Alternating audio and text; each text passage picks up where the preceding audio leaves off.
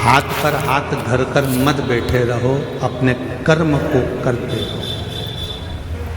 और एक ना एक दिन ऐसा आएगा कि आप अपनी मंजिल तक पहुंचोगे। ये शिव पुराण कहता है। व्यक्ति कर्म ही ना करे और सोचे कि मुझे मंजिल मिल जाए तो ये बहुत कठिन है।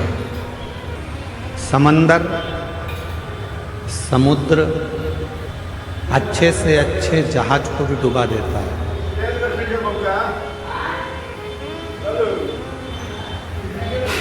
समंदर, समुद्र अच्छे से अच्छे जहाज को भी डुबा देता है। समुद्र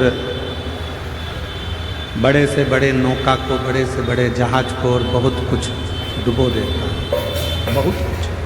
जब अपनी वाली पर यदि समुद्र आ जाए तो बड़े बड़े शहर को भी डुबो देता है।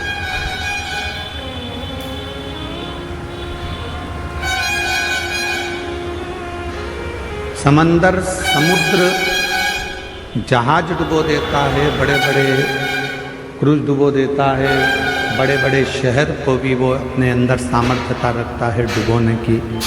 पर समंदर, समुद्र एक घास के तिनके को डुबो नहीं पाता है। एक घास का तिनका, एक तिनका ऐसा होता है घास का जिसको समुद्र डुबो नहीं सकता। किसी ने समंदर से कहा, समुद्र से कहा कि तुमने पूरा जहाज डुबो दिया, तुमने पूरी बस्तियां डुबो दी, तुमने कई शहर डुबो दिए, तुमने कई नगर डुबो दिए, ना जाने तुमने कितना कितना जहाज, कितने कितने क्रूज अंदर डुबो दिए, और तुम एक घास का तिनका नहीं डुबा पा रहे। एक घास का तिनका तुम डुबा नहीं सके। तो समुद्र ने कहा, ये घास का जो तिनका है ये एकदम हल्का, एकदम हल्का,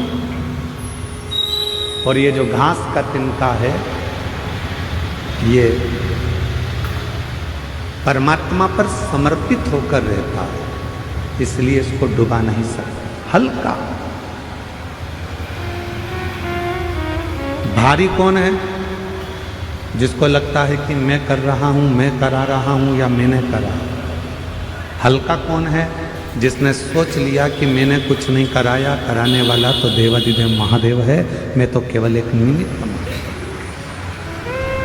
फैक्ट्री में काम करने वाले मालिक को ज़्यादा चिंता होती है कि फैक्ट्री में काम करने वाले मजदूर को ज़्यादा चिंता होती है? फैक्ट्री की चिंता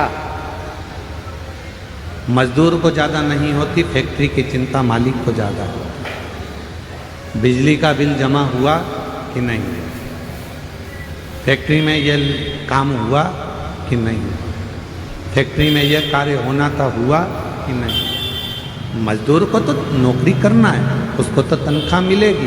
तुम्हारा बिजली का बिल जमा हो चाहे ना हो, तुमने कोई कार्य किया हो चाहे ना किया, उसको तो तनख्वाह मिलेगी। चिंता किसको? तो कहा मालिक को चिंता है, रात भर सो नहीं पाता, जागता रहता है, नींद की गोली खाता है, विश्राम करता है, पर नींद नहीं आती, नींद उछट जाती है क्योंकि मालिक को चिंता। नौकर को, काम करने वाले को, सेवादार को कोई चिंता नहीं, चिंता मालिक। उसी तरह काम करने वाला एक सेवक, नौकरी करने वाला एक व्यक्ति हल्का होकर जिंदगी जीता है कि उसको मालूम है कि जो होगा सब सेठ का होगा, मुझे तो जितना काम दिया है उतना कर। कथा कह रही है, शिव महापुराण की कथा वर्णन कर रही है। जो तिनका होता है घास का, समुद्र कहता है इस घास के तिनके ने भी ये सोच लिया कि हवा उड़ा कर ले जाएगी तो चला जाऊंगा, पानी गिर जाएगा तो गीला हो जाऊंगा, फिर सूखूंगा, फिर बढ़ूंगा। मैं अपने आप में नहीं, मैं उस परमात्मा पर आश्रित होकर जीता हूँ, इसलिए मुझे कोई डुबा नहीं पाता। समुद्र में भी सामर्थ्यता नहीं है कि घास के तिनके को वो डुबो दे। उसी तरह संसार में किसी की सामर्थ्यता नहीं है जो शंकर को एक लोटा जल चढ़ाने वाले को डुबो दे। ये किसी की सामर्थ्यता। शिव नाम सुनने वाला, भगवान शंकर का भजन करने वाला, शिव स्मरण करने वाला, श्री शिवाय नमस्तुभ्यम बोलने वाला, शंकर को एक लोटा जल चढ़ाने वाला, जब भगवान शंकर की शरणागति ग्रहण कर लेता है तो उसके परिवार की, उसके घर की, उसके कुल की पूरी चिंता शिव की हो जाती है। फिर हमारी चिंता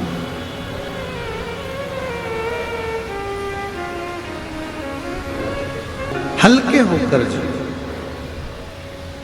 सब परमात्मा पर छोड़कर